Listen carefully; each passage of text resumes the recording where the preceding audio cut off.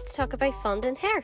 Two main things to remember when you're creating hair for your characters. Number one, make sure you create some texture for your hair. You can do this by using the back of a Dresden till. And number two, layers. Layers are really the secret sauce of making the hair look more realistic. One extra wee thing you're going to need is patience, because these take ages. Want to preserve your cake topper? Here's how. So you're going to need to get yourself a clear varnish spray. I choose a matte finish. I'll link this one in the description. You're going to give it a good old shake and spray your topper. And you're going to want to keep the spray can about 8 inches away from your topper. You don't want to go too close.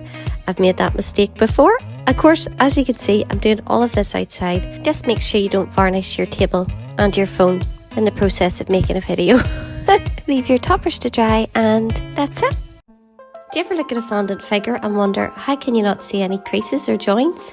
Well, I'm about to show you how. All you're going to need is some water and a shaper tool. In fact, you don't even really need the shaper tool. I much prefer to use my fingers. The warmth of your fingers and the water just helps everything blend together really, really nicely. Just remember, if you're doing this, don't apply too much pressure because you don't want to ruin the shape of your figure.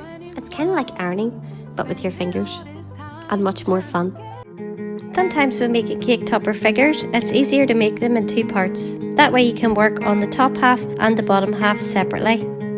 You can do the same when you're making clothes for your figures too. You can work on the finer details of each section and then put it all together. Once you put it together, if it's obvious it's been made in two parts, what you can do at this stage is add a belt or a bag and nobody's ever gonna know. If you've been around here for a while, you'll know there's a certain way that I like to make cake toppers. I've recently discovered a new way though, and it's been game changing. Normally I would support my cake toppers using a skewer. However, the last few toppers I've made, I've used wire instead. I'll link the particular wire that I'm using in the description. I can't link the creepy doll though, she's all mine.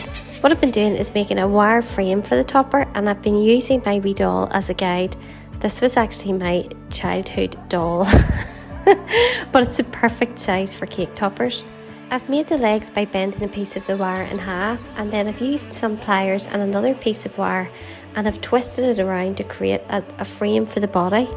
Once I have the body and the legs secure, I'm going to take another piece of that wire and slide it down for an extra piece of support, and here she is. The smallest things can make the biggest difference when making fondant figures. When making clothes for your toppers, it can be really useful to look up photographs of people wearing clothes. I know it sounds really simple, but if you look where the folds and creases are and recreate that in your topper, it'll make such a big difference.